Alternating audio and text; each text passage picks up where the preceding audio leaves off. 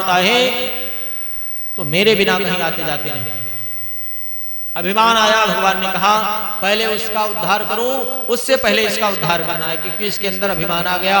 भगवान 2-3 बार बोले गरुण चलो, बोले प्रभु थोड़ा सा टाइम तो लगेगा आने में। आए गरुण, भगवान ने कहा कि गरुण इतने विलंब हो गए, हाँ प्रभु थोड़ा काम करना था। अच्छा वो ठीक है। अपनी बाएं हाथ की कानी अनुष्ठिका को गरुण के ऊपर रख दिया और कहा गरुण चलो। गरुण हंसा, महाराज क्यों मजाक कर रहे हो, बैठो तब तो चलो। बोले नहीं अब चलो, मेरी ये अंगुली लेकर के ही चलो। और महाराज अपने बल को इतना प्रभाव बढ़ाया, वही कानी अंगुली को ले जाने में असमर्थ हो गया गरुड़। फड़फड़ा अपने पंखों को फड़फड़ाते रहे, पसीने पसीने हो गए, लेकिन एक कदम भी आगे नहीं बढ़े। तब गरुड़ को ध्यान आ गया कि मेरे अंदर अभिमान था, भगवान ने हमारे अभिमान को तोड़ने के लिए कार्य किया। गरुड़ को बैठाए और गरुड़ को ऊपर बैठ करके, और कोई कहते हैं गरुड़ पर बैठे हैं और कोई कहते हैं कि भगवान गरुड़ को छोड़ करके ही गज का उद्धार करने के लिए पहुंच गए। भगवान गज के समीप में जब पहुंचे तब गज को ध्यान आया तो भगवान विष्णु हैं। तब भगवान विष्णु का नाम लेकर के और एक कमल के फूल को लेकर के भगवान के चरणों में समर्पित किया। जैसे ही अपने सूंड को ऊपर बढ़ाया है, भगवान ने उसके सूंड को पकड़ करके और उस जल से बाहर कर दिए। बोलिए भक्तवत्सल भगवान की जय। उस हाथी के साथ में, उस गज के साथ में वह ग्राह भी बाहर आया। भगवान ने अपने चक्र से उस ग्राह का मर्दन कर दिया। और परीक्षित से पूछते हैं, परीक्षित बताओ भगवान ने किसका उद्धार किया? किसका भगवान ने उद्धार किया? गज का उद्धार किया कि ग्राह का उद्धार किया? ग्राह का उद्धार किया। भगवान मारते हैं तब भी उद्धार करते हैं और बचाते हैं तब भी उद्धार करते हैं। इस तरह से कथा सुनाई है। और बाद में सुखदेव जी ने कहा, परीक्षित एक कथा और तुम्हें मैं बताता हूं, तुमने इस प्रकार से पूछा है तो प्रहलाद की कथा को सुनाया, जिनके माध्यम से नरसिंह भगवान का अवतार हुआ। प्रहलाद के बारे में आपको पता ही होगा, सब लोग जानते हो प्रहलाद के बारे में। प्रहलाद भगवान के बहुत बड़े भक्त हुए। प्रहलाद भक्त कैसे हुए इसके बारे में बताया। जब भगवान वराह का रूप धारण करके हिरण्याकश्यप का वध कर दिए, हिरण्याक्ष का वध कर दिए, तो हिरण्याकश्यप के भाई का बदला लेने के लिए उसने गंधमादन पर्वत पर जाकर के ब्रह्मा की तपस्या किया। ब्रह्मा की तपस्या किया। ब्रह्मा प्रकट हुए। ब्रह्मा ने कहा वरदान मांगो। हिरण्याकश्यप ने कहा वरदान देना है तो मुझे अमर कर दो। ब्रह्मा ने कहा कि मैं खुद अमर नहीं हूं तो मैं अमर कैसे कर सकता हूं। तब हिरण्याकश्यप ने कहा कि ठीक है, अमर का वरदान नहीं दे सकते हो तो जो मैं मांगता हूं वो दे दो। ब्रह्मा ने कहा ठीक है। तो उसने मांगना प्रारंभ किया और मांगते मांगते पूरा वरदान की झड़ी लगा दी। ना मैं दिन में मरूं, ना रात में मरूं, ना मैं नर से मरूं, ना पश से मरूं, ना आपके द्वारा बढ़ाए हुए 12 महीने में मरूं, ना मैं आकाश में मरूं, ना पाताल में मरूं, ना अस्त्र से मरूं, ना शस्त्र से मरूं। और ब्रह्मा तथास्तु कह करके पूरे वरदान को संपूर्ण कराया। और जब ये वरदान प्राप्त कर लिया तो इसलिए विचार करने लगा कि ना मुझे देवता मार सकते हैं, ना असुर मार सकते हैं, कोई मुझे मार नहीं सकता, इसका मतलब मैं अमर हो गया। और उपद्रव करना प्रारंभ किया, समस्त देवताओं को प्रताड़ित करने लगा। जब इधर देवताओं के ऊपर आक्रमण किया तो इंद्र को पता चला कि जब ये अकेला ही हम समस्त देवताओं के नाक में दम कर रखा है तो इसकी पत्नी गर्भवती है, कहीं इसका पुत्र भी हो गया तो ये इसका पुत्र भी हम लोगों को प्रताड़ित करेगा, परेशान करेगा। इसलिए इंद्र रूप को बदल करके आया है और आकर के कयाधु को अपने साथ ले जाने लगा। कयाधु को पकड़ के घींचते हुए लेकर के जा रहा था। मार्ग में नारद मिले। नारद ने पूछा ये क्या कार्य कर रहे हो? पराई स्त्री पर हाथ उठाना सबसे बड़ा पाप है और तुम देवता होकर के, राजा इंद्र होकर के तुम पराई स्त्री पर हाथ उठा रहे हो। तब इंद्र ने कहा इसका जो पति है बड़ा ही दुष्ट है, हिरण्याकश्यप, इसके पति ने हम लोगों का जीना दुश्वार कर दिया है। मैंने सुना है कि इसके गर्भ में बालक है, कहीं ये भी उसी तरह बालक राक्षस बन गया तब तो जब इसका बाप इस तरह से हमको कष्ट दे रहा तो ये भी तो देगा, इसलिए मैं इसके बच्चे का वध कर दूंगा। नारद ने फटकार लगाई, मूर्ख कहीं के, तुम्हें कैसे पता चल गया कि इसका बालक राक्षस ही होगा? हो सकता है इसका बालक भगवान का परम भक्त हो, तुम कैसे डिसाइड कर सकते हो? जाओ छोड़ दो इसे, मेरे पास रखो। तो कयाधु को ले जाकर के नारद अपने कुटी में रखे, बहुत सारी कथाओं को सुनाते हैं और धीरे धीरे कयाधु ने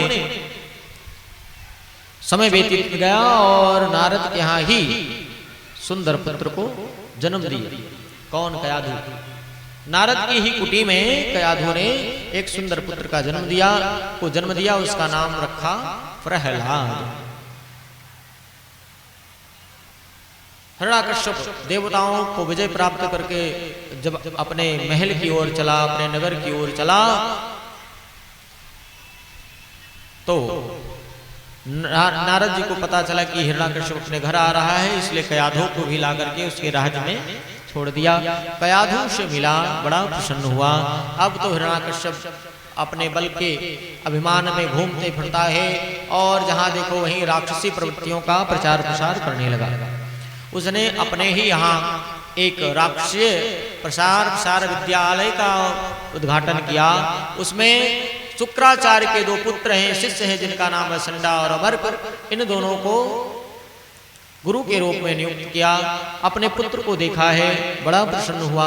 धीरे धीरे थोड़ा सा प्रहलाद बड़े हुए, इनको पढ़ने के लिए उस विद्यालय में भेजा जहां पर संडा अमर्क नाम के दोनों गुरु रह रहे हैं और शुक्राचार्य के ये शिष्य हैं।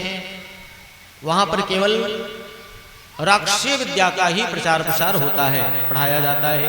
परंतु भगवान के परम भक्त प्रहलाद जी ने तो गर्भ में ही भगवती विद्या का, भागवत विद्या का अध्ययन कर लिया।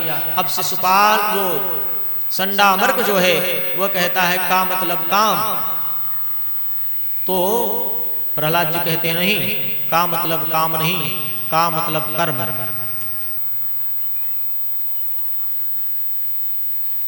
मतलब जो भी वो शिक्षा देते उसका उल्टा ही, वो भगवान से कि का मतलब काम नहीं, काम करने से कुछ नहीं होगा, कर्म करने से होगा। आप कर्म करिए, उससे हर एक कार्यों की सिद्धि होगी। इस प्रकार से जो भी बताते हैं, देखो इस पूरे विश्व के जो राजा हैं, इस धरा के, इस ब्रह्मांड के जो स्वामी हैं, संडामर्क उनके गुरु शिक्षा देते कि इस ब्रह्मांड के जो स्वामी हैं वो हिरण्यकश्यप हैं। तो प्रहलाद जी कहते हैं नहीं, इस ब्रह्मांड के स्वामी तो हमारे भगवान हैं। मतलब जितनी शिक्षाएं देते उल्टा कर कहते हैं। एक दिन गुस्सा आया और लेकर के प्रहलाद को पहुंचे हिरण्यकश्यप के पास, महाराज ये तुम्हारा पुत्र कुछ और ही शिक्षा लेकर के बैठा हुआ है, इसको मैं क्या शिक्षा दूं, क्या हुआ? तो बताया कि महाराज मैं का से कर्म काम बताता हूं तो ये कहता है का से कर्म करो। मैं कहता हूं खा से खाओ तो कहता है खाओ नहीं खिलाओ। मैं कहता हूं गा से गाना गाओ तो कहता गा से गाना नहीं, गा से भजन गाओ। मैं कहता हूं घा से घर बनाओ तो ये कहता घा से घर नहीं बनाना, घर में ही भगवान को बैठाओ, भगवान को ही घर बनाओ, भगवान के लिए मंदिर बनाओ। जो भी मैं कहता हूं उल्टा ही कहता करता है, मेरे बस की बात नहीं इसको पढ़ाने की। कयाधु ने सुना तो समझाया, बेटे ऐसा नहीं करना चाहिए। प्रहलाद जी मन ही मन मुस्कुराते हैं कि माँ मैंने तो पहले शिक्षा ग्रहण कर लिया, अब कैसे मानना। फिर दोबारा जाते हैं और जब वहां गए तो बोले अब इसको समझाने से अच्छा है, गुरु को समझाने से अच्छा है कि अपने जितने मित्र हैं उनको समझाओ। जब सारे मित्र एक जैसे हो जाएंगे तो जो हम पढ़ाएंगे वही तो पढ़ेंगे। इसलिए प्रहलाद जी ने अपने गुरु को समझाने को छोड़ करके अपने मित्रों को समझाना प्रारंभ किया। अपने मित्रों से कहा देखो इस संसार में जो कुछ है मेरे परमात्मा है, मेरे परमात्मा की शरण में चले जाने के बाद किसी भी प्रकार का कोई भय नहीं रहता और मेरा परमात्मा हमेशा सबकी रक्षा किया करता है। अगर तुम्हें निर्भय होना है तो हमारे भगवान की शरण में आ जाओ। तो बोले उस परमात्मा की शरण में जाने के लिए क्या करना होगा? तो प्रहलाद जी कहते हैं और कुछ नहीं करना है, केवल एक ही काम करना है। क्या करना है? बोले भगवान का भजन। कीर्तन करो भगवान का। कौन सा कीर्तन? बोले श्रीमन नारायण नारायण नारायण, श्रीमन नारायण नारायण नारायण, श्रीमन नारायण नारायण नारायण, श्रीमन नारायण नारायण नारायण। इस प्रकार से नारायण नारायण बड़ा ही सुंदर स्तुति करना प्रारंभ किया। बीच में प्रहलाद जी खड़े हैं और चारों तरफ जो उनकी मित्र मंडली है घूम रही है, वो कीर्तन कर रही है। अचानक किसी राक्षस पुत्र ने जाकर के संडामर्ग से कहा कि देखो महाराज, आप तो मना कर रहे थे, ये तो घर में ही कीर्तन और कथा सुना रहा है। अब संडामर्ग जब आए मारने के लिए कि भाई प्रहलाद को मार नहीं सकता क्योंकि राजा का पुत्र है, तो कम से कम इनको डांटेंगे तो प्रहलाद को भी डर होगा। और प्रहलाद वैसे ही निर्भय हो गए हैं। अब जैसे ही मारने के लिए किसी राक्षस पुत्र को स्पर्श करते हैं संडामर्ग, और संडामर्ग ने जैसे ही स्पर्श किया तो उनकी बुद्धि प्रवर्तित हो गई, ये भी नाचने लगे। श्रीमन नारायण नारायण नारायण, श्रीमन नारायण नारायण नारायण, श्रीमन नारायण नारायण नारायण, श्रीमन नारायण नारायण नारायण। गुरु जब नाचने लगे तो अब कौन रुकेगा? जितने शिष्य थे सब नाचने लगे। अब ये किसी गुप्तचर ने जाकर के हिरण्याकश्यप से कह दिया कि महाराज, आपने तो वहां जो विद्यालय खोला है राक्षस के प्रचार प्रसार के लिए, वहां तो भगवान का प्रचार प्रसार हो रहा है, वहां तो कथा हो रही है, वहां कीर्तन हो रहा है। हिरण्याकश्यप ने जैसे सुना क्रोधित होकर के वहां से दौड़ करके आया और देखा तो सब मग्न है। और ऐसा लोग संत जन कहते हैं कि एक बार हिरण्याकश्यप ने भी कीर्तन करना प्रारंभ कर दिया, लेकिन बाद में ध्यान आया, अरे ये तो मेरे शत्रु का नाम है। खड़ा हो गया, प्रहलाद को पकड़ा और प्रहलाद को पकड़ करके महल में ले आया। महल में ला करके प्रहलाद से कहा, क्यों रे तू मेरे शत्रु का भजन करता है? अपने बाप से बैर करके और मेरे शत्रु का प्रेम, शत्रु से प्रेम करता है? प्रहलाद ने कहा, पिताजी ये तुम्हारी धारणा है, तुम्हारी भावना है कि मेरे प्रभु किसी से बैर करते हैं, वैसे मेरे प्रभु सबसे प्रेम करते हैं। मेरे प्रभु के अंदर किसी से द्वेष की भावना है ही नहीं। भगवान कहते हैं सब मम प्रिय सब मम उपजाए, भगवान मेरे सबसे प्रेम करते हैं। ये तो मेरी धारणा है कि हम भगवान से प्रेम करें कि भगवान से विरोध करें, ये तुम्हारी धारणा है। तुम ऐसा सोचते हो कि मेरे प्रभु आपसे विरोध करते हैं, बाकी भगवान हमारे तो सबसे प्रेम करते हैं। जब ये उत्तर दिया बड़ा क्रोध हुआ और इनको मारने के लिए कई उपाय किए। बहुत ऊंचे पहाड़ पर ले जाकर के वहां से फेंका, भगवान ने उनकी रक्षा करी। समुद्र में फेंका, भगवान ने वहां पर भी रक्षा करी। सर्प से कटाने के लिए एक काल कोठरी में हजारों सर्पों को रख करके और प्रहलाद को उसमें बंद कर दिया। पूरी रात रहे और भजन के प्रभाव से वो सारे सर्प जो विषैले से निर्विष हो गए, उनके अंदर विष का कोई प्रभाव ही ना रहा। रात्रि भर बड़े ही प्रेम के साथ कीर्तन करते रहे। हाथी किससे कुचलवाने का प्रयास किया और जब हाथी उनको कुचलने के लिए आया प्रहलाद को, तो प्रहलाद में ही हाथी को सिंह दिखाई दिया। प्रहलाद को हाथी भी नहीं मार पाया, सिंह भी नहीं खा पाया। जब हर एक परिश्रम करके विफल हो गया तो बड़ा चिंतित होकर के दरबार में बैठा था। उसी समय इनकी एक बहन है जिनका हम लोग नाम जानते हैं होलिका। होलिका को ये ब्रह्मा का वरदान था कि तुम इस वस्त्र को धारण करके, एक कम्बल दिया था, एक चद्दर दिया था, एक साल दिया था। ब्रह्मा ने होलिका पर प्रसन्न होकर के कि तुम इस वस्त्र को ओढ़ करके किसी भी अग्नि में जा सकती हो, तुम्हें जला नहीं सकता, अग्नि तुम्हें जला नहीं पाएगी, ऐसा वरदान था। लेकिन वरदान ये था कि कोई निरीह व्यक्ति, निरपराधी व्यक्ति अगर जल रहा है तो उसको बचा सकती हो, ना कि तुम उसको जला सकती हो।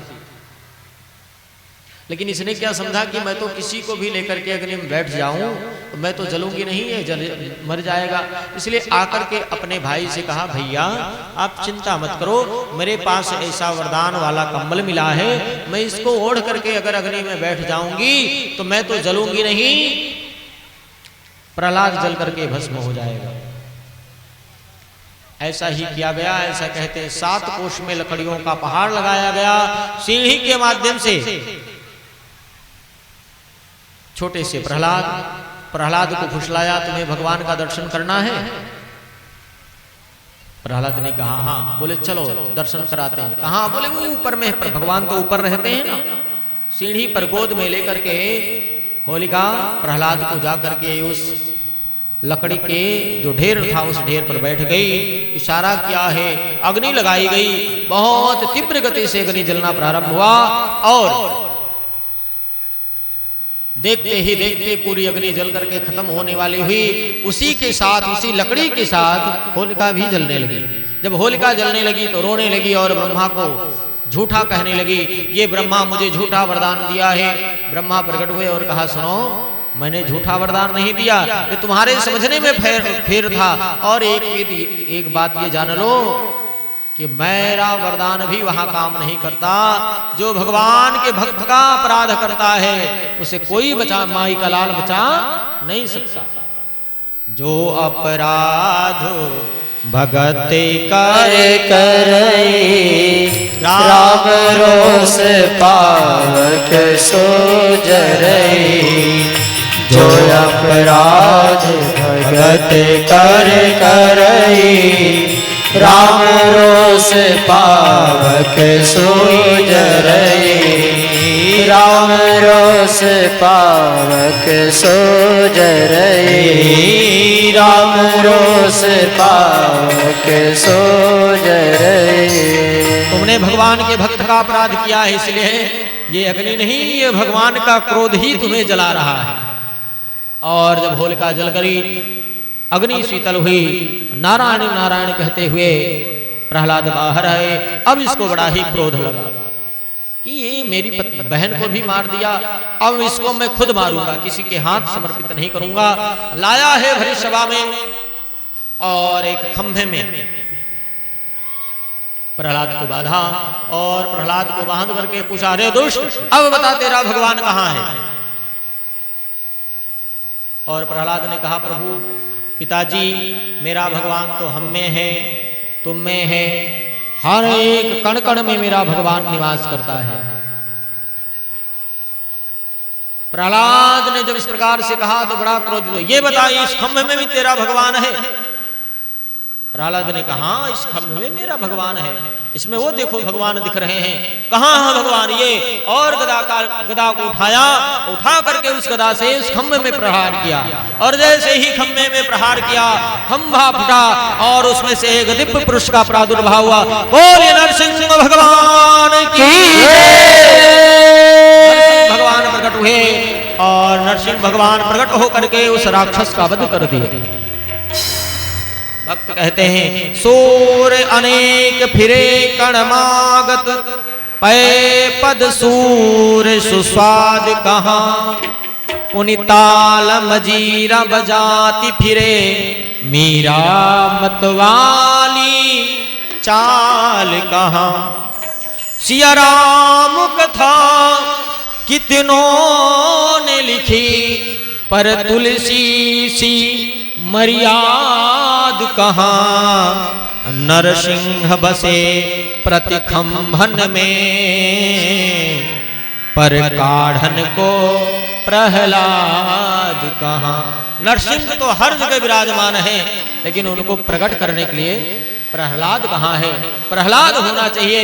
भगवान सर्वत्र हैं और भगवान ने अपने भक्त की बात को सिद्ध करके नरसिंह रूप में अवतरित हुए और दौड़ करके उस हिरण्याकश्यप को पकड़ा और पकड़ करके घर के मुख्य द्वार पर लाए और वहां पर ला करके अपने जंघे को घुमा करके उसी पर लिटाया और लिटा करके भगवान ने कहा, हिरण्याकश्यप मैं तेरा वध करने वाला हूं। हिरण्याकश्यप ठहाका मार के हंसा। हिरण्याकश्यप ने कहा, मेरा कोई वध नहीं कर सकता। क्यों? क्योंकि मैंने ब्रह्मा से वरदान प्राप्त किया है। ऐसा जब कहा तो भगवान ने कहा क्या वरदान मांगे हो? सारे वरदान को बताया और सारे वरदान को भगवान ने निष्क्रिय कर दिया, निगलेक्ट कर दिया। क्या वरदान मांगा था? जिसने कहा मैं ना दिन में मरूं ना रात में मरूं। भगवान ने कहा ध्यान से देख, ना ही दिन है और ना ही रात्रि, ये गोधूलि का बेला है। वही सूर्य अस्ताचल के समय जा रहे थे, उस समय की बेला है। तो ना ये रात्रि है और ना ही दिन, संध्या काल है। और क्या वरदान मांगा था? इसने कहा मैं ना आकाश में मरूं ना पाताल में मरूं। भगवान ने कहा ना तू आकाश में ही है ना पाताल में है, तू पृथ्वी पर है, पृथ्वी बीच में है। और ऐसा भी सोचे, ये भी सोच, अगर तुम्हारे मन में ये विचार आ रहा है कि ना आकाश में मरूं ना पृथ्वी पे मरूं, तो पृथ्वी पे भी नहीं, तो मेरे जंघे पे है। घर के बाहर था, जो डेहरी होती है, घर का मुख्य सैन दरवाजा, पहले के समय में मोटा सा चौखट हुआ करता था, बाजू हुआ करता था, अब तो है ही नहीं। उस पे नरसिंह का वास होता है, इसलिए पहले के लोग वहां पर दीपक जलाया करते, तब तो गायब हो गया। भगवान ने कहा ये बता क्या वरदान मांगा था? उसने कहा कि मैंने वरदान मांगा था ना भीतर मरूं ना बाहर मरूं। भगवान ने कहा देख ले, ना ही तू भीतर है ना ही बाहर है। और क्या वरदान मांगा था? उसने कहा ना मैं नर से मरूं ना पशु से मरूं। भगवान ने कहा ध्यान से देख, क्या मैं नर दिखाई दे रहा हूं? बोले नहीं। बोले फिर क्या मैं तुझे पशु दिखाई दे रहा हूं? उसने कहा नहीं।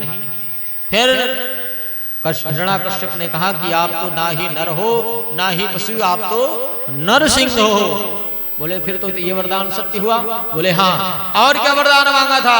उसने कहा मैं ना अस्त्र से मरूं ना शस्त्र से मरूं। बोले चिंता मत कर, तुझे ना अस्त्र से मारूंगा ना शस्त्र से मारूंगा, मैं अपने नाखूनों से तेरे हृदय को विदीर्ण करके तेरा वध कर दूंगा।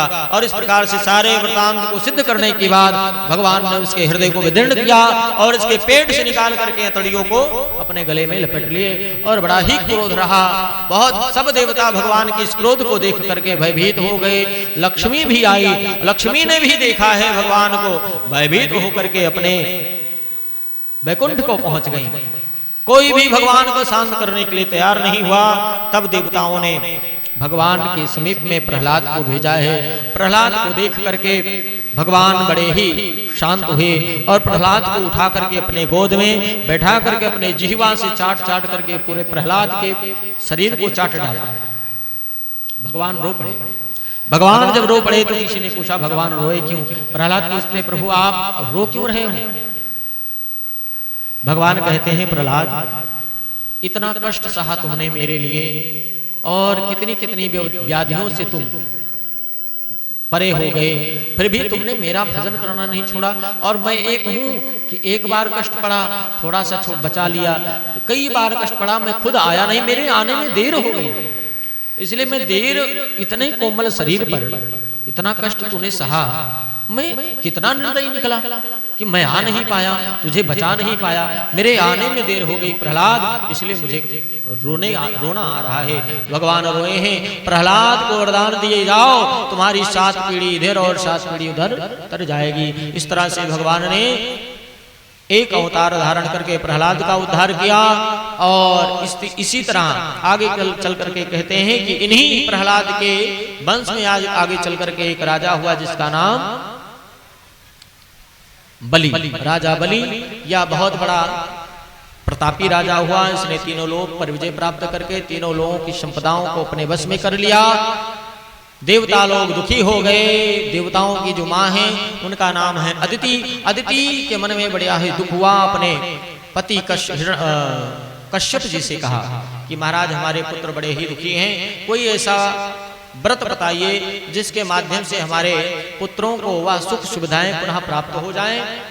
तब फिर उनको एक पुंसमन व्रत नाम का, पयोव्रत नाम का व्याख्यान बताया है कश्यप जी ने। और मैया ने बड़े ही प्रेम के साथ उस पयोव्रत का पालन किया। आगे चल करके उसी व्रत के प्रभाव से स्वयं भगवान वामन के रूप में अवतरित हुए। और वामन के रूप में अवतरित होकर के बलि से 3 पग भूमि मांग करके बलि को छला और बलि के वचनों का पालन करते हुए भगवान बलि के द्वारपाल बने। इस प्रकार से परीक्षित जी महाराज को सुखदेव ने कथा सुनाई। बोलिए भक्तवत्सल भगवान की जय। हो।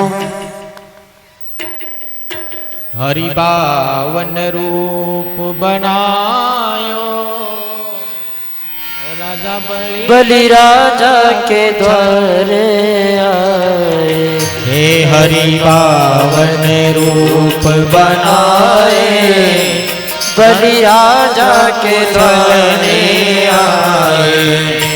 हरि पावन रूप बनाए बलि राजा के द्वारे आए। हे हरि बावन रूप बनाए बलि राजा को छले। हरि बावन रूप बनाए बलि राजा के द्वारे आए। हरि बावन रूप बनाए बलि राजा के द्वारे आए। ओ कांधे जनेऊ धरे सिर पे छत्र सोहे। ओ कांधे जनेऊ धरे सिर पे छत्र धरे। कांधे जनेऊ सोहे सिर पे छत्र धरे। ओ कांधे जनेऊ धरे सिर पर छत्र धरे। पैरों में खड़ा हो सुहाए बलि राजा के द्वारे आए। हरि पावन रूप बनाए बलि राजा के द्वारे आए। हरि पावन रूप बनाए बलि राजा के द्वारे आए। हरि पावन रूप बनाए बलि राजा के द्वारे आए। हो माथे चंदन सोहे चंदन सोहे। ओ माथे चंदन सोहे सिर पर कुंडल सोहे। माथे चंदन सोहे हाथे कंगन सोहे।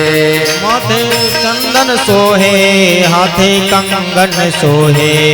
बगली में है पोथी दबाए बलि राजा के द्वारे आए। पोथी दबाए बलि राजा को छलने आए। हो इनके नन्हे नन्हे पाँव इनके नन्हे नन्हे हाथ इनके नन्हे नन्हे पाँव इनके नन्हे नन्हे हाथ इनके नन्हे नन्हे पाँव इनके नन्हे नन्हे हाथ इनके नन्हे नन्हे पाँव। हरि चरणों में खड़ा हूँ सुहाए बलि राजा से हो। चरणों में खड़ा सुहाए बलि राजा के द्वारे आए। हरि पावन रूप बनाए बलि राजा के द्वारे आए। हरि पावन वेश बनाए बलि राजा से द्वारे आए। ओ बलि राजा के द्वारे आए। बलि राजा के द्वारे आए। भगवान ने बलि से 3 पैर भूमि को मांगा और उसके लिए संकल्प करने के लिए तैयार हुए थे। शुक्राचार्य ने मना किया और शुक्राचार्य जल छोड़ने वाली एक छीटी होती है उसको जैसे ही जल देने के लिए तैयार हुए इसमें आके बैठ गए। भगवान ने अपने कुशासन से एक शिका निकाला और उस छिद्र में डाल दिया। इससे शुक्राचार्य की एक आंख फूट गई और शुक्राचार्य वहां से भगे। बलि ने 3 पग भूमि देने का दान संकल्प में लिया और संकल्प में जैसे ही बलि ने संकल्पित किया दान दिया भगवान ने विशाल रूप धारण कर लिया। बोलिए विराट पुरुष भगवान की। भगवान एक पैर में एक ही पैर से अतल वितल सुतल तलातल रसातल महातल पताल इसको नाप लिया। दूसरे पैर से भू भुआ स्वाहा तपा महाजन तप इस तरह से 7 ऊपर और 7 नीचे 2 ही कदमों में भगवान ने नाप लिया। ऐसा कहते हैं इसी समय जब भगवान ने अपने चरण ब्रह्मलोक तक उनके चरण पहुंचे तो ब्रह्मा जी ने उन्हीं के चरणों को धुल करके अपने कमंडल में रख लिया था। आगे गंगा जी की उत्पत्ति की कथा आती है तो गंगा जी वही आई और इस प्रकार से भगवान ने बलि को छल लिया। बलि बड़ा प्रसन्न हुआ, तीसरा पैर रखने के लिए पूछा है। बलि ने कहा कि महाराज देखो, दान देने से दान जो होता है उससे अधिक देने वाले का महत्व होता है, और कुछ नहीं बचा तो आप अपना तीसरा पैर हमारे सर पर रख दो। भगवान ने उसके सर पर रखा और बलि को भगवान ने सुतल लोक का राजा बनाया। भगवान से विनती किया कि प्रभु अगर आप मुझ पर प्रसन्न हो तो मुझे वरदान दो। बलि ने जब वरदान मांगा तो वामन ने कहा क्या वरदान चाहिए? बलि ने कहा बस एक वरदान दे दो कि जब भी मैं निकलूं तो आपका दर्शन करता रहूं। भगवान ने कहा बहुत होशियार, इसका मतलब हम तुम्हारे यहाँ चपरासी बन जाएं? बोले महाराज हमने कब कहा। देखो जो बुद्धिमान व्यक्ति होता है ऐसे ही होता है, जो मूर्ख होता है वो एक एक चीज को मांगता है, और बुद्धिमान व्यक्ति एक बार एक अंधे ने भगवान का भजन किया, तपस्या किया, भगवान प्रसन्न हुए। भगवान ने अंधे से कहा वरदान मांगो, क्या चाहिए? उस अंधे ने सोचा कि क्या मांगो, अच्छा और कोई होता तो क्या मांगता, लेकिन ये अंधा बड़ा बुद्धिमान था। देखो अंधे तो होते हैं लेकिन बुद्धिमान बहुत होते हैं। इसने कहा भगवान और कुछ नहीं चाहिए, बस मुझे एक ही वरदान चाहिए। भगवान ने कहा क्या? बोले एक वरदान दे दो। क्या वरदान दे दो? बोले वरदान ये दे दो कि मैं अपने नाती को सोने के कटोरे में दूध भात खाते हुए देखूं।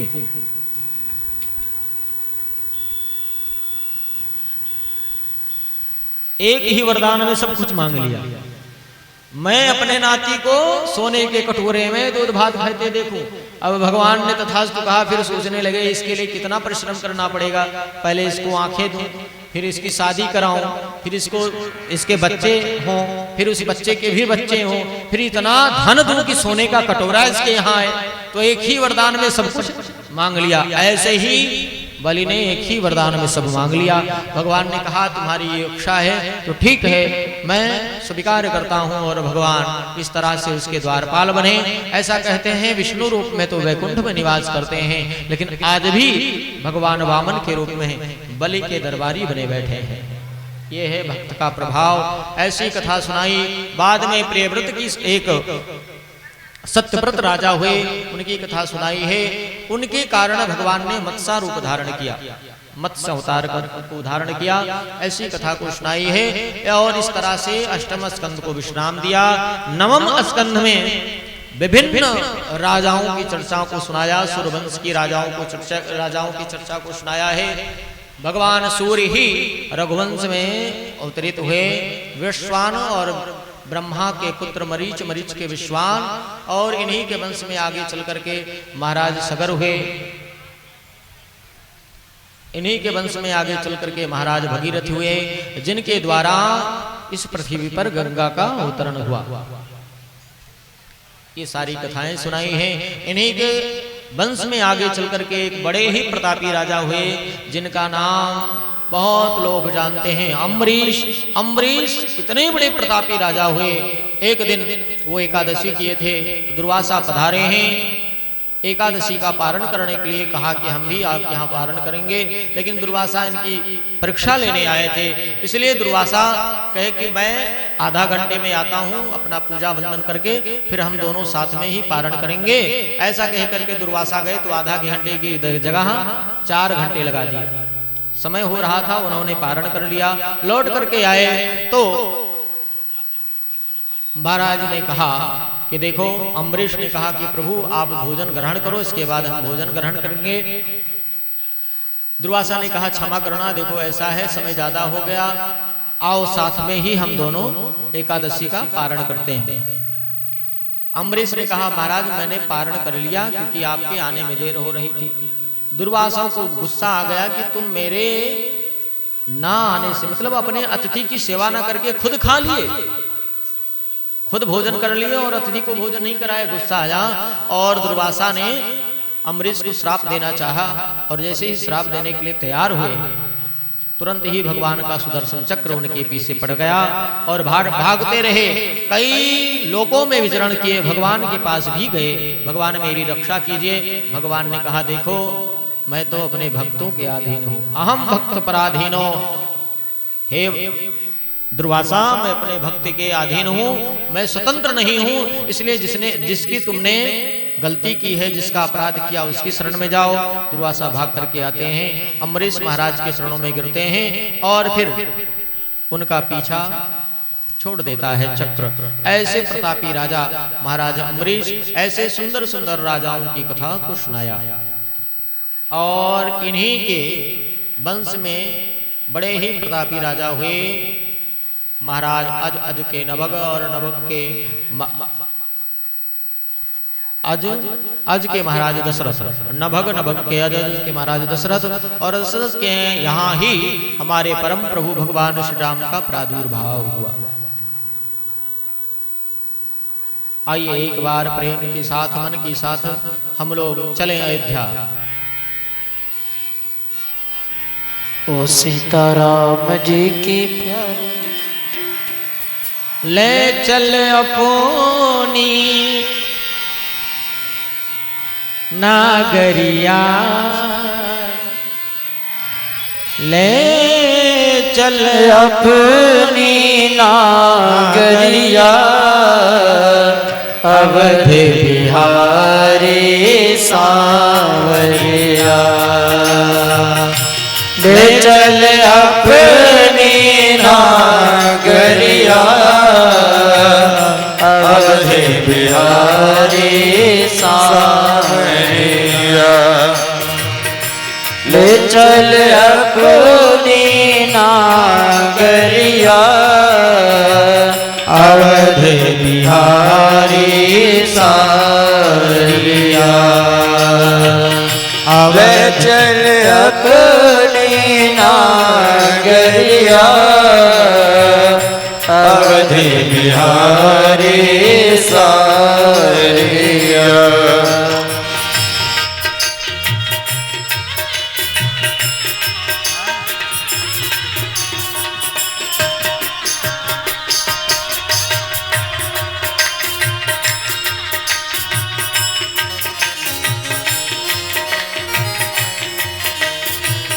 कैसी अयोध्या है? सरयू के तीर अयोध्या नगरी, सरयू के तीर अयोध्या नगरी। सरयू के तीर अयोध्या नगरी। सरयू के तीर, सरयू के तीर, सरयू के तीर अयोध्या नगरी। सरयू के तीर अयोध्या नगरी। संत भरे जहाँ गागरिया, संत भरे जहाँ गागरिया। अवध बिहारी सांवरिया, अवध बिहारी सांवरिया। हो अवध बिहारी सांवरिया, अवध बिहारी सांवरिया।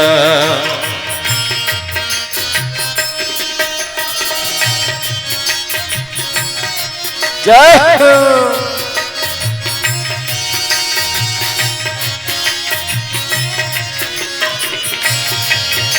ओ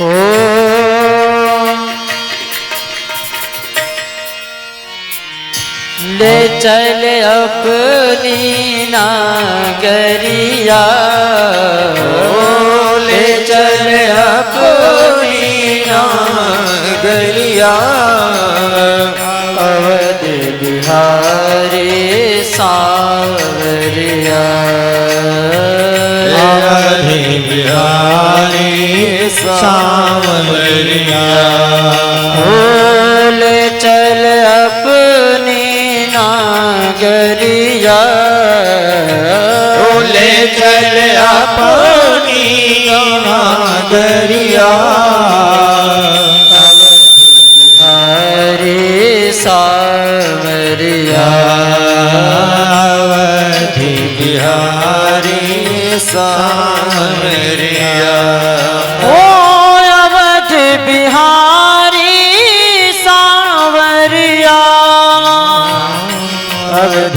बिहारी सांवरिया। हाल चल अपनी नगरिया, हाल चल अपनी नगरिया, अवध बिहारी सांवरिया, अवध बिहारी सांवरिया, अवध बिहारी सांवरिया, हे अवध बिहारी सांवरिया, हे अवध बिहारी सांवरिया। बोलिए अयोध्या धाम की जय, ओ मैया जय। परम पवित्र अयोध्या की धरा पर एक बड़े ही दिव्य राजा रहते हैं जिनका नाम दशरथ। दशरथ की 3 रानियां हैं। 60 वर्ष की अवस्था हो गई है। बड़े ही प्रेम से अपने प्रजा का पालन करते हैं। एक दिन महाराज दशरथ के मन में इच्छा हुई कि मुझे पुत्र हो। तो देखो, हम लोग पुत्र प्राप्ति करने के लिए कहाँ जाते हैं? जब हमको कई वर्ष तक पुत्र नहीं होता तो हम लोग कहाँ जाते हैं? डॉक्टर के पास जाते हैं ना। डॉक्टर से नहीं हुआ तो कहाँ जाते हैं? ओझा जी के पास। और ओझा जी से नहीं हुआ तो कहाँ जाते हैं? पंडित जी के पास। लेकिन महाराज दशरथ को जब लगा कि मुझे पुत्र नहीं है, तो क्या उस समय डॉक्टर नहीं थे, कि ओझा जी नहीं थे, कि पंडित जी नहीं थे? सब थे। लेकिन महाराज दशरथ कहीं नहीं गए। कहाँ गए? गुरु गृह गया तुरत महिपाला, गुरु गृह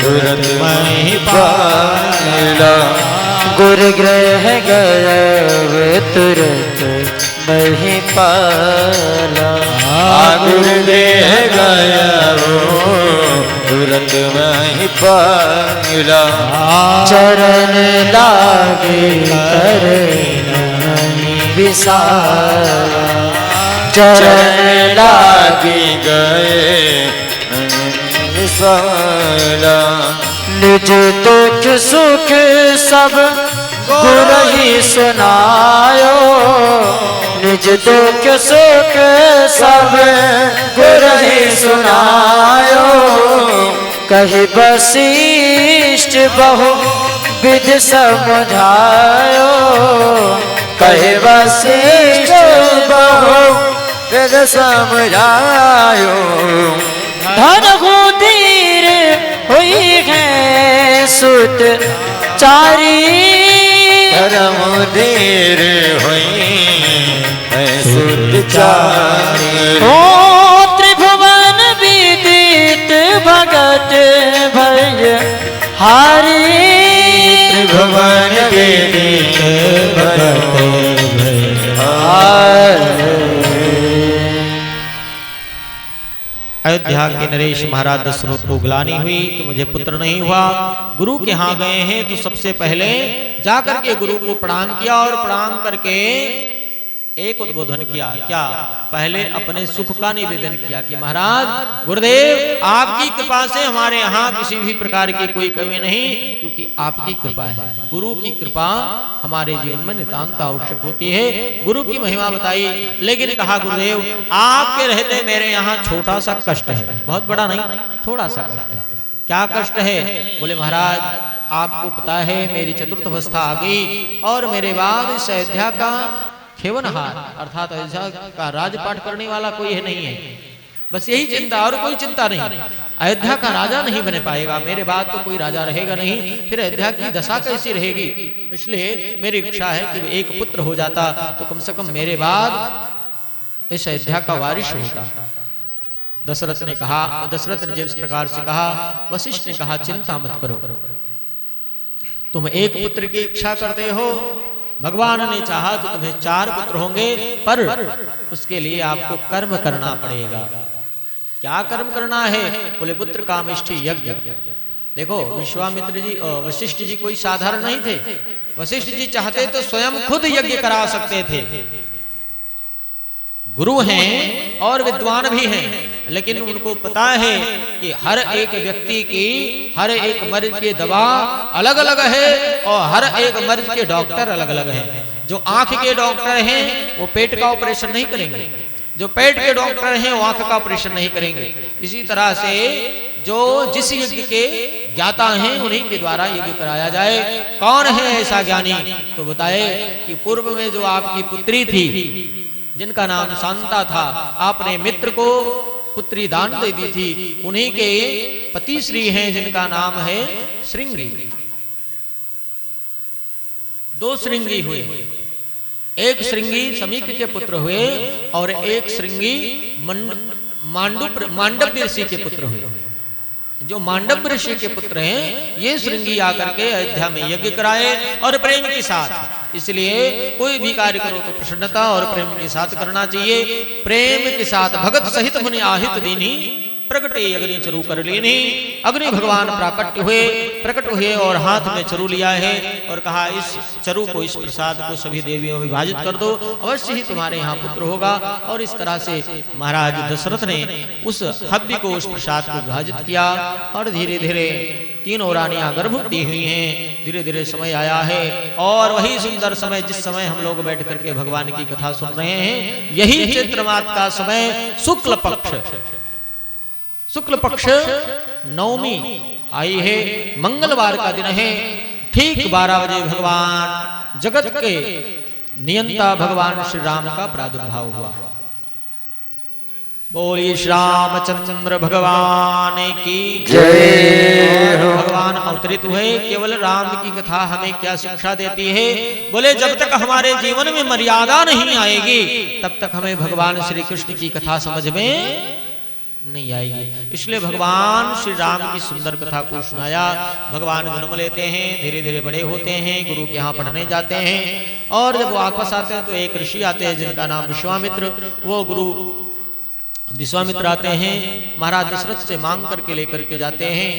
ताड़का जैसे राक्षसी का भगवान ने वध किया और माँ जो गौतम की पत्नी है अहिल्या का भगवान ने उद्धार किया।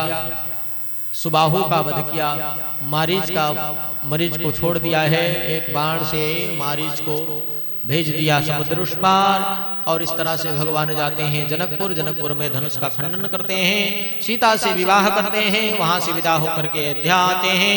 और अयोध्या कुछ दिन हर्षोल्लास में व्यतीत होता है।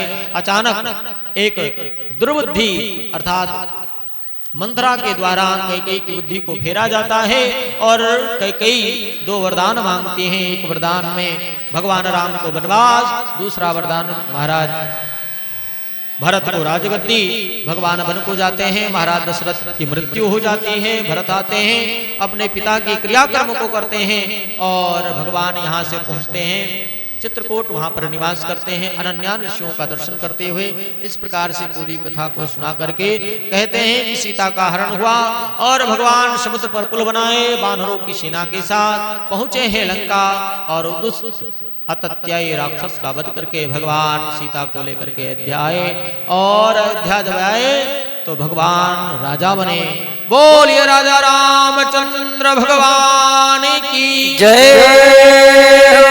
हर एक भाइयों के यहाँ 2-2 पुत्र हुए हैं। बहुत सुंदर रघुवंश की कथा सुनाया और रघुवंश की कथा को सुनाने के साथ साथ कहा देखो राजन, 9वें स्कंध में ही सोमवंश की भी कथा सुनाई। राम कथा को सुनाने के बाद जब मर्यादा आ जाए तो भगवान कृष्ण की कथा समझ में आती है, अन्यथा भगवान कृष्ण की कथा समझ में नहीं आती, क्योंकि भगवान कृष्ण की कथा बड़ा ही विचित्र है। अथाता श्रूयताम राजन वंश सोमस्य पावना। हे राजन, अब ध्यान पूर्वक सुनो, सोम वंश की परम पावन चरित्र को श्रवण करिए। यस्मिन्नोलादयो भूपः कृत्यन्ते पुण्यकीर्तयः। हे राजन, जिसके स्मरण करने से, जिनकी कथाओं को स्मरण करने से हमारे जीवन के जितने ही पाप हैं वो नष्ट हो जाते हैं और हमारे जीवन में पुण्य का उदय होता है। आइए प्रेम के साथ भूषण भगवान का संकीर्तन करें और इसके बाद हम लोग भगवान की सुंदर कथा में प्रविष्ट होते हैं। एक भजन। अरे मैंने मोहन को बुलाया है वो आता होगा, मैंने मोहन को बुलाया है वो आता होगा। अच्छा, कौन कौन बुलाना चाहता है भगवान को? भगवान को कौन कौन बुलाना चाहता है? तो ऐसे बैठ करके बुलाओगे, शांत होकर के नहीं, ताली बजाते हुए और भगवान को बुलाओ, तभी भगवान आएंगे, नहीं आएंगे। हाँ? अरे मैंने मोहन को बुलाया है वो आता होगा, वो आता होगा, वो आता होगा, आता होगा, वो आता होगा, वो आता होगा, वो आता होगा, वो आता होगा, वो आता होगा, आता होगा, वो आता होगा। बैठे रहिए, बैठ करके ताली बजाइए। वो आता होगा, वो आता होगा, वो आता होगा, आता होगा। वो मैंने मोहन को बुलाया है, आता होगा। मैंने मोहन को बुलाया है, वो आता होगा। मैंने मोहन को बुलाया है, आता होगा, वो आता होगा, वो आता होगा, वो आता होगा, वो आता होगा। ओ तुम भी आना मेरे घर, आज तमाशा होगा। ओ तुम भी आना मैंने मोहन को बुलाया है, आता होगा। मैंने मोहन को बुलाया है, वो आता होगा। तुम भी आना, तुम भी आना, तुम भी आना मेरे घर, आज तमाशा होगा। तुम भी आना मेरे घर, आज तमाशा होगा। तुम भी आना मेरे घर, आज तमाशा होगा। तुम भी आना। मैंने मोहन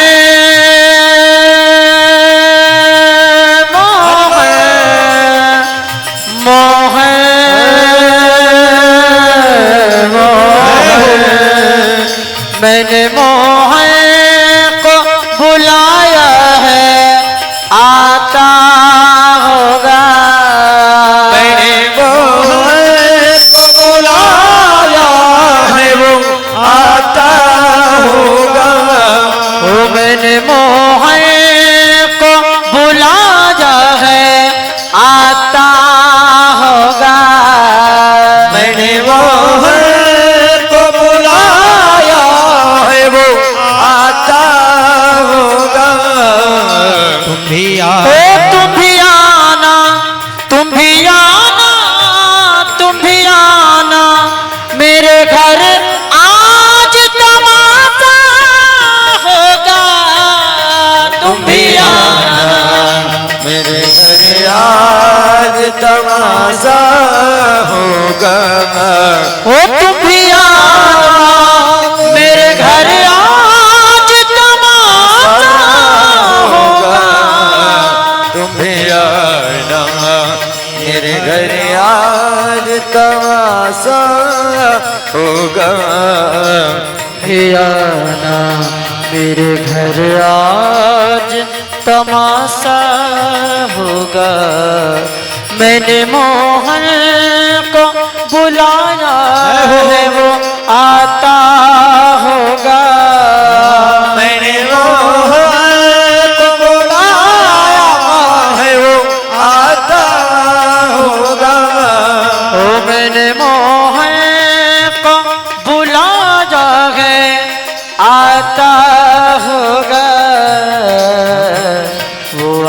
आता होगा, वो आता होगा, वो आता होगा, वो आता होगा, वो आता होगा, वो आता होगा, वो आता होगा, वो आता होगा, वो आता होगा, वो आता होगा, वो आता होगा, वो आता होगा। आप लोग बहुत जल्दी तैयार हो गए मोहन को बुलाने के लिए। हाँ, कीर्तन करने में आप लोगों को दिक्कत होती है और भगवान इतनी जल्दी आ जाएंगे।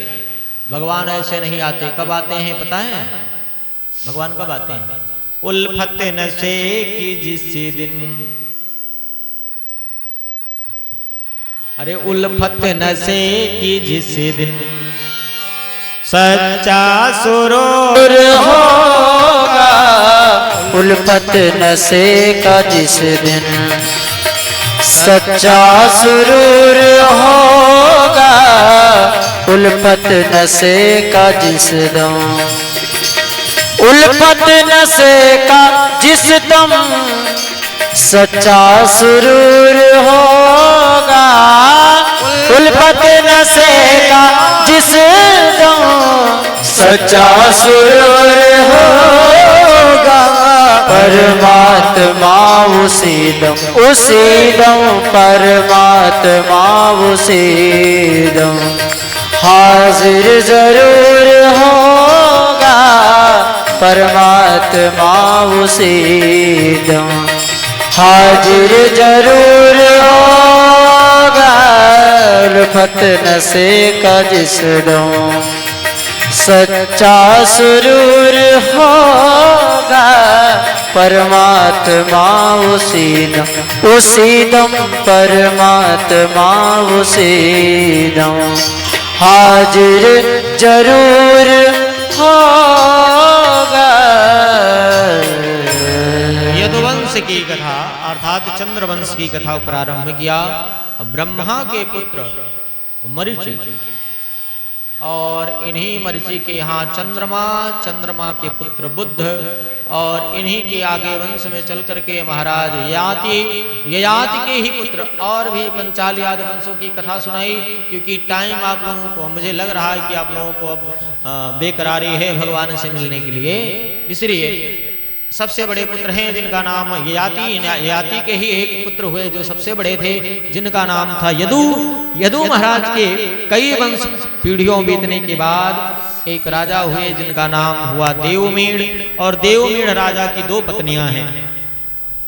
एक पत्नी के दो पुत्र हुए जिनका नाम अर्जन और पर्जन्य। दूसरी पत्नी से जो पुत्र हुआ उसका नाम हुआ सूरसेन। देवमेड़ राजा की जो दो पत्नियां, एक पत्नी से अर्जन्य और पर्जन्य नाम के दो पुत्र हुए और एक पत्नी से हुए सूरसेन। अर्जन्य पर्जन्य के 9 पुत्र हुए। जो अर्जन्य और पर्जन्य हैं इन दोनों के यहाँ मिलाकर के 9 पुत्र हुए, वही नवनंद कहलाए। देवमेड़ के ही पुत्र हैं अर्जन्य पर्जन्य और उन्हीं के यहाँ सूरसेन भी हैं, तो उन्हीं के यहाँ देवमेड़। बस 10 मिनट। देवमेड़ अर्जन्य पर्जन्य के यहाँ कौन हुए? नंद अकेले नहीं थे, वो 9 भाई थे। नंद उपनंद आदि 9 भाई हुए।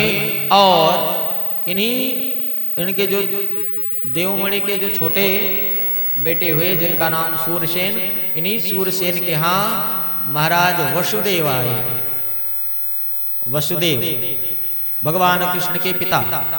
और इन्हीं वसुदेव के यहाँ इन वसुदेव की 7 पत्नियां हुई, जिनकी जो सबसे छोटी पत्नी थी जिनका नाम था देवकी। देवकी के ही गर्भ में भगवान श्याम सुंदर पधारे।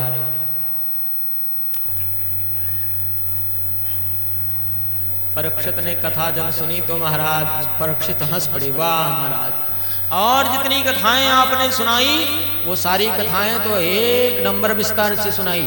और जिनके लिए हमारे ये नेत्र हमारे कान लालायित थे कि मेरे प्रभु अवतरित होंगे, तो सुंदर ढंग से हमारे प्रभु के चरित्रों को सुनाओगे आप, तो 1 मिनट में चटनी बना करके खिला दिया हमें आपने। थोड़ा सा विस्तार से तो बताओ कि हमारे प्रभु का अवतार कैसे हुआ। तब परीक्षित के वचनों को सुनकर के सुखदेव ने कहा, राजन, ये देवकी जो है ये अग्रसेन के भाई की राजा देवक की पुत्री हैं और इनका एक ही भाई है जिसका नाम है कंस। उग्रसेन के यहाँ कंस उत्पन्न हुआ और देवक के यहाँ राजा देवकी उत्पन्न हुई।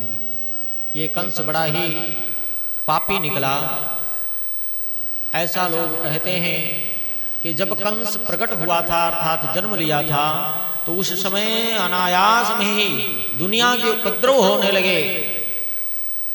उग्रसेन महाराज को पता चला, ब्राह्मणों से पूछा, बोले ये तेरा जो पुत्र है ना, तुम्हारे कुल का कुलांगार है, तुम्हारे कुल को नष्ट कर देगा। ऐसा कहते हैं कि जब ऐसा सुना तो ये एक सूपे में इसको रख करके, किसको, कंस को सूपे में रख करके यमुना में प्रवाहित कर दिए। और उसी समय सूरसेन महाराज यमुना के तट पर बैठ करके संध्या कर रहे थे। यह सूप में बहता हुआ गया और उसको देख करके सूरसेन महाराज उसको अपने घर उठा लाए और करीब 6 वर्ष तक इसका लालन पालन किया सूरसेन ने। वसुदेव जी भी थे और सूरसेन एक ही साथ दोनों रहते थे, इसलिए इन दोनों की मित्रता हो गई। बाद में नारद ने आकर के कहा कि क्यों कंस तू यहाँ क्या कर रहा है, तू तो राजा का बेटा है। जब ये सुना तो पहले कंस अपने पिता पर ही आक्रमण किया। कंस अपने यहाँ गया और उसने कहा कि तो हम तुम्हारे पुत्र हैं और तुमने मुझे यहाँ फेंक दिया था, मैं दूसरे के यहाँ जीवन यापन किया। समझाया, उन्होंने कहा बेटे हो सकता है मुझसे गलती हो गई, मैं तो नहीं जानता हूँ, अपने आप को छुपाया। बाद में कंस धीरे धीरे बड़ा हुआ, बहुत बड़े बड़े महारथियों को जीत करके ले आया। मुष्टिक, चारों, सल, तोसल, मौसल, इन सबको अपने साथ में अपना मंत्री बनाया रहा, अपना मित्र बना लिया। एक दिन यह बहुत बड़ा पाप करके आया। महाराज उग्रसेन को पता चला। उग्रसेन भरी सभा में कंस को फटकार लगाया। कंस को उग्रसेन ने फटकार लगाया। कंस को बड़ा ही बुरा लगा कि भरी सभा में मुझे डांट रहा है, ये बुढ़ा सटिया गया है। अब इस ये बुढ़ा राज्य के अधिकारी नहीं है, इसको राज्य से बाहर किया जाए। और एक दिन मुष्टिक चारों से मंत्रणा किया और कहा इस बुढ़े को कैसे यहाँ से हटाया जाए। बोले कुछ नहीं करना है, इसको बंदी बना लो। और वही कंस अपने पिता को बंदी बना करके काल कोठरी में डाल दिया और खुद कंस राजा बन गया। और जैसे ही कंस राजा बना तो और ही उपद्रव होने प्रारंभ हो गए। यत्र तत्र जो है केवल पाप ही पाप दिखाई देने लगे, कहीं धर्म नहीं हो रहा है। एक दिन कंस के मन में आया कि जहां देखो वहीं मेरी बुराई होती है, क्यों ना ऐसा कर्म किया जाए जिससे कुछ लोग हमारी अच्छाई करने लगे, हमारी प्रशंसा करने लगे। तो कंस के मन में भाव आया कि मेरे चाचा की जो छोटी पुत्री देवकी है, इन्हें ये विवाह करने योग्य हो गई हैं। कन्यादान सबसे बड़ा दान होता है, क्यों ना कन्यादान करके कुछ पुण्य कमाया जाए। अपने चाचा से कहा, चाचा जी आप छोटी पुत्री का अर्थात हमारी बहन का विवाह करने का टेंशन छोड़ दो, मैं अपनी बहन का विवाह अपने हाथ से करूंगा, मैं खुद करूंगा। ऐसा कह करके देवक से कहा। देवक ने कहा देखो जब बेटे बड़े हो जाएं तो पिता को अपना सब कुछ छोड़ करके बच्चों को दे देना चाहिए। अब करना ना करना तेरा काम, अब तू राजा है तो तू कर। देवक ने कहा जैसी तुम्हारी इच्छा। अब कंस वर ढूंढने लगा। अचानक ध्यान आया कि हमारे बहुत प्रिय मित्र हैं जिनका नाम वसुदेव है, वसुदेव के साथ ही विवाह हो जाता तो हमारा जो मित्रता था ये संबंध में परिवर्तित हो जाता। और कंस ने वसुदेव से विवाह किया। देवकी का विवाह वसुदेव से हुआ और वसुदेव से विवाह करके आज कंस बड़ा प्रसन्न है। वसुदेव और देवकी को रथ में बैठा करके लेकर के चला और जैसे ही मथुरा से आगरा की तरफ, क्योंकि वसुदेव का जो नगर है वो आगरा है, आगरा के पास में वसुदेव का घर है। मथुरा से लेकर के जैसे ही विदा करा करके चला, मध्य में जहां बीच की सीमा, जहां से मथुरा का सीमा समाप्त होता है और आगरा की सीमा प्रारंभ होती है, वहां जैसे ही पहुंचा तैसे ही आकाशवाणी हो गई, अरे दुष्ट कंस, जो जिस बहन को बहुत ही प्रेम के साथ विदा करने जा रहा है, इसी बहन के 8वें गर्भ के रूप में तेरा काल उत्पन्न होगा। जैसे ही आकाशवाणी हुई, कंस थर्रा गया, कंपित हो गया और वह रथ से कूद पड़ा। कूद करके मां देवकी के केश को, अभी हाथ की मेहंदी भी नहीं धुली हुई है, केश के गजरे भी नहीं सूखे हैं, हाथों में कंगन भी नहीं उतार के रखा है, और ऐसे सुंदर अवस्था में उसने उसके केश को कंस ने पकड़ा और रथ से खींचते हुए पृथ्वी पर पटक दिया और कहा, अरे देवताओं, तुझे पता ही नहीं, मुझे पता है, जब बांस ही नहीं रहेगा तो बांसुरी कहां से बजेगी, जब देवकी ही नहीं रहेगी तो इसका 8वां गर्भ अर्थात इसके 8वें पुत्र कैसे होंगे, इसलिए मैं देवकी का ही वध कर देता हूं। देवकी को मारने के लिए तैयार हुआ है, अपने म्यान से तलवार को निकाला और जैसे मारने चला तो यही होता है पति। पति किसी भी प्रकार से इन प्रकार ने अपने पत्नी की रक्षा करता है। वसुदेव जी महाराज अपनी युक्ति निकाले और सामने खड़े हो गए, कंस के हाथ को पकड़ लिया और कहा, राजन, तुम इतने बड़े प्रतापी होकर के, सूरवीर होकर के एक स्त्री पर हाथ उठाओगे तो तुम्हारी कृति धूमिल हो जाएगी। स्त्री पर हाथ उठाने वाला व्यक्ति वीर नहीं कहलाता, वह कायर कहलाता है, इसलिए स्त्री को मारना नहीं चाहिए। समझाया और कहा कि अगर तुम्हें ये डर है कि इसका 8वां संतान तुम्हारा काल होगा तो मैं तुम्हें वचन देता हूं कि इसकी जितनी भी संतानें होंगी मैं आपके चरणों में ला करके समर्पित कर दूंगा, लेकिन मेरी पत्नी को छोड़ दो। भाई मित्र था और वास्तव में वसुदेव सत्यवादी थे, इसलिए कंस उसके वचनों को स्वीकार किया और एक शर्त रख दी कि जब तक तुम्हारी पत्नी को 8 पुत्र नहीं हो जाएंगे तब तक आपको अपने घर नहीं जाना है, आपको मथुरा में ही रहना है। और स्वीकार कर लिया कि मरने से अच्छा है जीवित रहना, कैसे भी करके जीवित रहो, इससे बढ़िया ये जो आत्महत्या कर लेते हैं छोटी छोटी विडंबनाओं पर, ये मूर्ख होते हैं, क्योंकि आत्महत्या सबसे बड़ा पाप है। कंस ने सोचा, वसुदेव ने सोचा कि मेरे सामने मेरे पत्नी की हत्या हो जाए, ये अच्छा नहीं। किसी तरह दोनों अपने आपस में वार्तालाप करते हैं और कंस ले जाकर के देवकी और वसुदेव को कारागार में बंद कर दिया। धीरे धीरे समय आया है, एक पुत्र, बड़ा ही सुंदर पुत्र देवकी के गर्भ से प्रकट हुआ और जब वह जन्म लिया, वसुदेव अपने वचन के बहुत ही पक्के हैं। वसुदेव उस पुत्र को लेकर के पहुंचे हैं कंस के पास। कंस ने देखा बड़ा ही सुंदर पुत्र, देखने में बड़ा प्यारा, देख करके ही उसका मन द्रवित हो गया और उसने विचार करने लगा कि ये मेरा शत्रु नहीं, मेरा शत्रु तो 8वां है, इसलिए इसको मारने से मुझे कुछ भी नहीं मिलने वाला। वसुदेव के वचनों, जो वसुदेव ने अपने वचन को पालन किया था, इस कारण बड़े प्रसन्न हुए और कंस ने उस बालक को वापस कर दिया। इसका नाम था कृत्यमान। उस बालक को वापस किया, वसुदेव लेकर के देवकी के पास आए। सब लोग बड़े खुशी मना रहे हैं, माँ देवकी भी प्रसन्न है, वसुदेव भी प्रसन्न है। लेकिन जब ऐसी स्थिति को देखा तो देवताओं को रहा ना गया, नारद को भेज दिया। नारद पहुंचे, श्रीमन नारायण नारायण नारायण करते हुए नारद जब आए, नारद को देख करके बड़ा प्रसन्न हुआ कंस और कहा, महाराज अब तो आप हमारा उद्धार हो ही जाएगा, क्योंकि आप जैसे गुरु हमारे यहाँ पधारे हो। गुरु का आदर सत्कार किया, सिंहासन पर बैठाया और बैठा करके कुशल क्षेम पूछा है।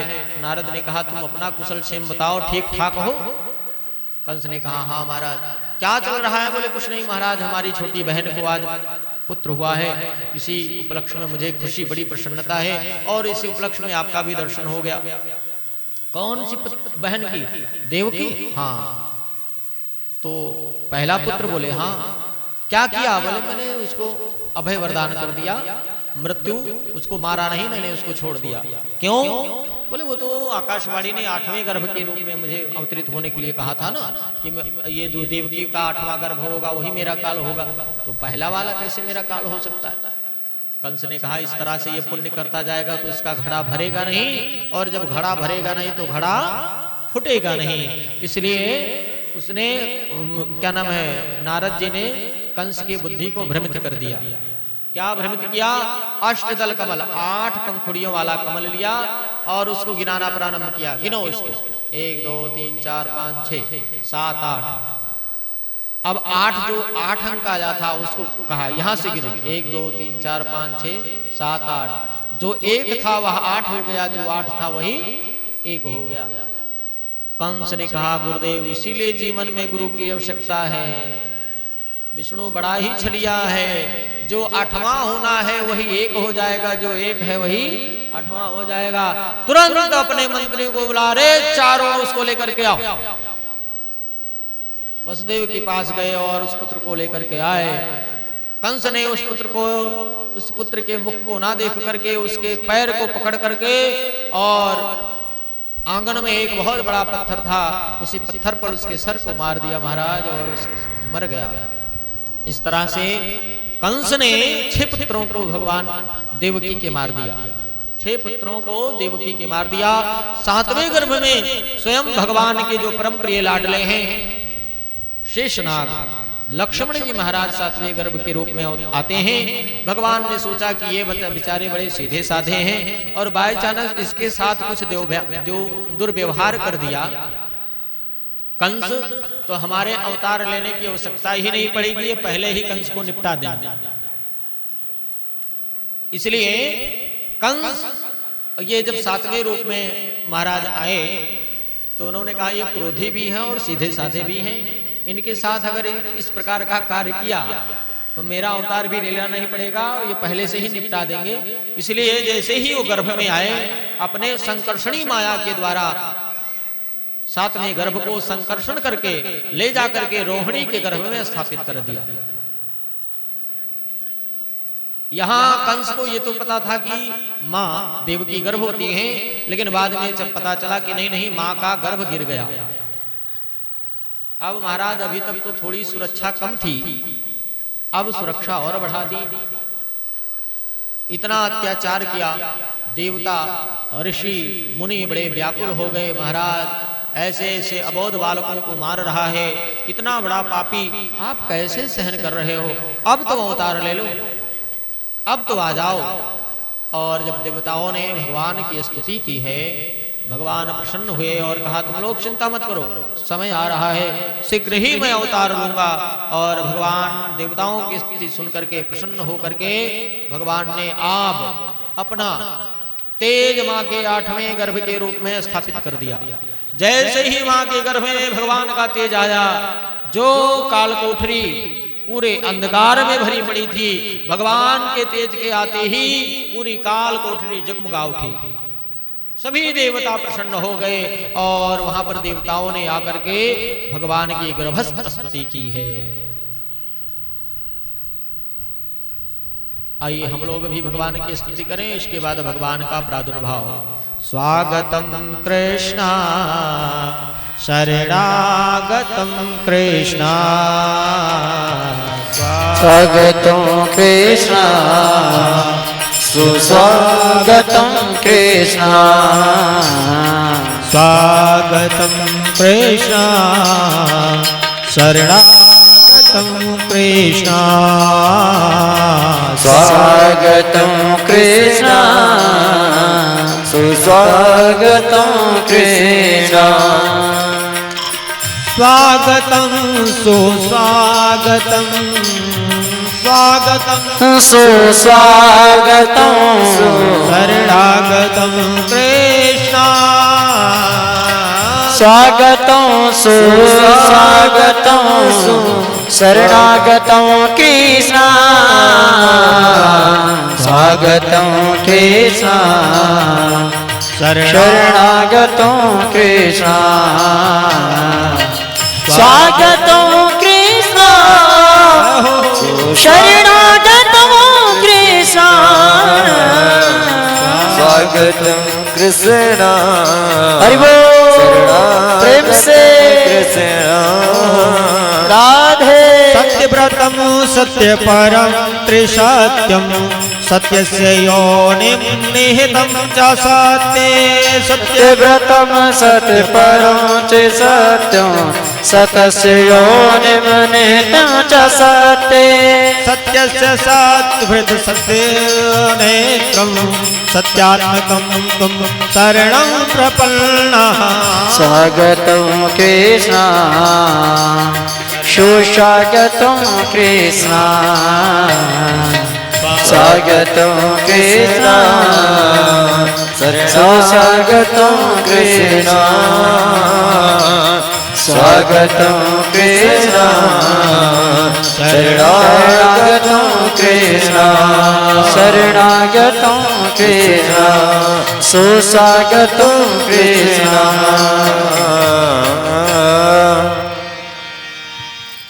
देवताओं ने बड़ी प्यारी स्तुति करी। सत्यव्रतम सत्य परम त्रिसत्यम सत्यस्य योनिं निहितं च सत्यम सत्यस्य सतभृत सत्यनेत्रं सत्यात्मकं त्वं शरणं प्रपन्नः सत्यात्मकं त्वं शरणं प्रपन्नः। इस प्रकार से स्तुति की। भगवान प्रसन्न हुए और कहा अब मैं शीघ्र अवतार लेने वाला हूं। सारे देवता आकाश में आच्छादित हो गए। धीरे धीरे समय आया है।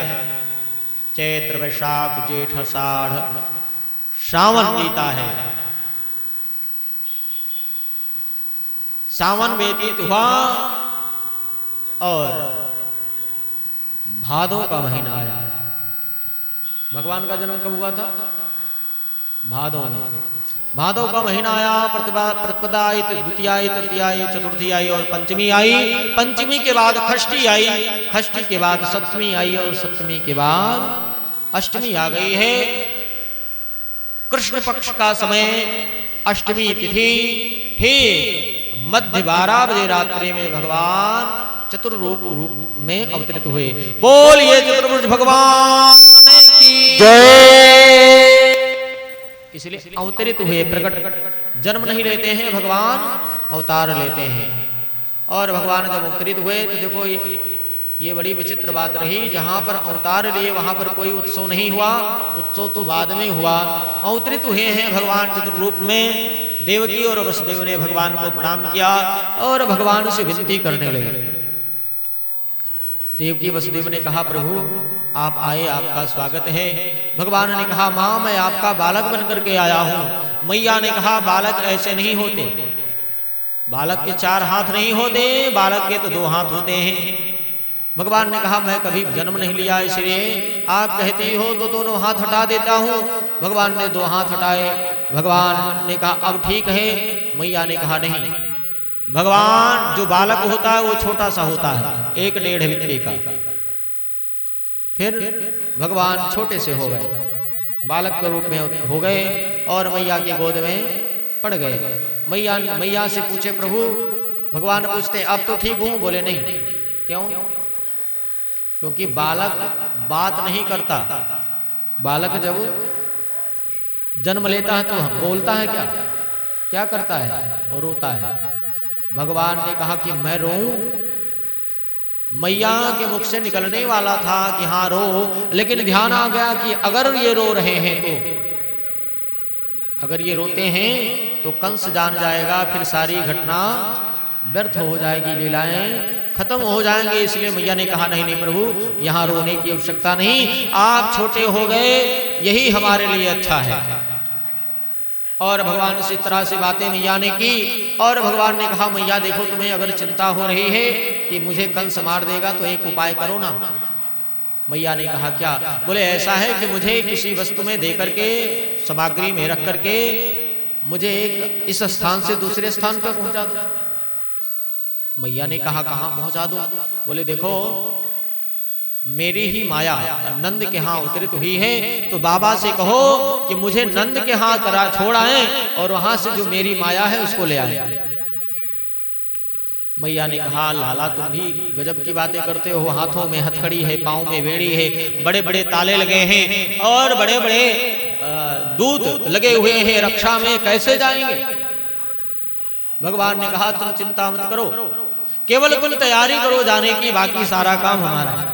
और जैसे मैया ने अपने साड़ी के पल्लू को फाड़ा और एक सूप लिया, उस सूप में उस पल्लू को बिछाया और कन्हैया को उसमें रखा और भगवान को जैसे ही वासुदेव को दिया, वसुदेव को दिया, वसुदेव के हाथों की हथकड़ी, पांव की बेड़ी अपने आप टूट गए, गेट के जो ताले से टूट गए और जितने भी दरबार थे सब सो गए। लखा बड़ा प्यारा भजन गाता है, अरे टूट गए सारे ताले हैं क्या बात हो गई, टूट गए सारे ताले हैं क्या। वसुदेव जी लेकर के जा रहे हैं ना, तो लेके आओ वसुदेव जी को।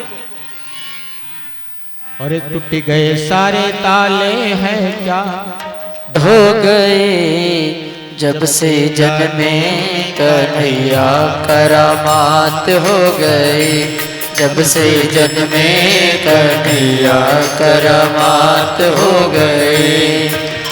खुल गए सारे ताले हुए क्या बात हो गई, टूट गए सारे ताले हुए क्या बात हो गई। जब से जन्मे कन्हैया करामात हो गई, जब से जन्मे कन्हैया करामात हो गई। खुल गए सारे ताले हुए क्या बात हो गई, खुल गए सारे ताले हुए क्या बात हो गई।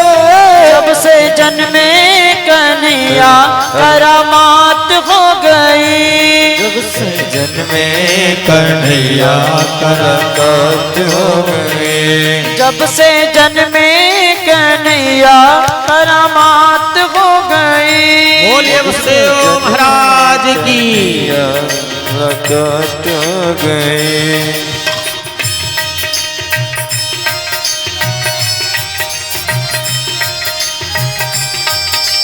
जय हो।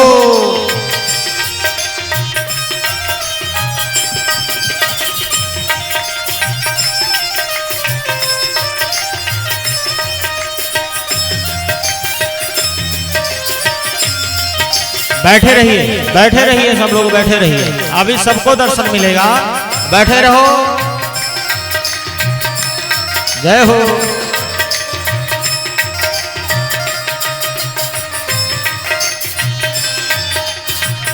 बैठ जाइए और वसुदेव को आने का रास्ता दीजिए। था घन घोर अंधेरा कैसी रात हो गई, था घन घोर अंधेरा कैसी रात हो गई। जब से जन्मे कन्हैया करामात हो गई, जब से जन्मे कन्हैया करामात हो गई। जब से जन्मे कन्हैया करामात हो गई, जब से जन्मे कन्हैया करामात हो गए।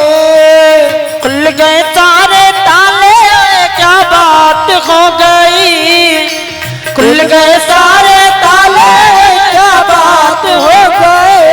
जब से जन्मे कन्हैया करामात हो गई, जब से जन्मे कन्हैया करामात हो गए। जब से जन्मे कन्हैया करामात हो गई, जब से जन्मे कन्हैया करामात हो गए। था घन घोर अंधेरा कैसी रात हो गई, था घन घोर अंधेरा कैसी रात हो गई।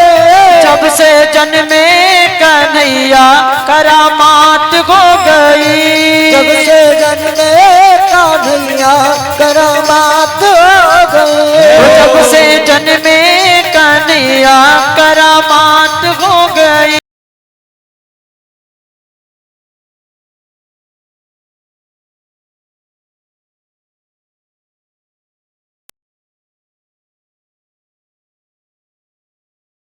जब से जन्मे कन्हैया करामात हो गए।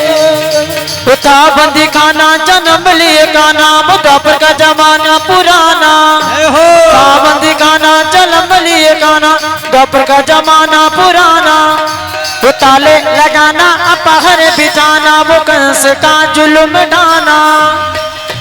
हो उस रात का दृश्य भयंकर था, उस रात का दृश्य भयंकर था।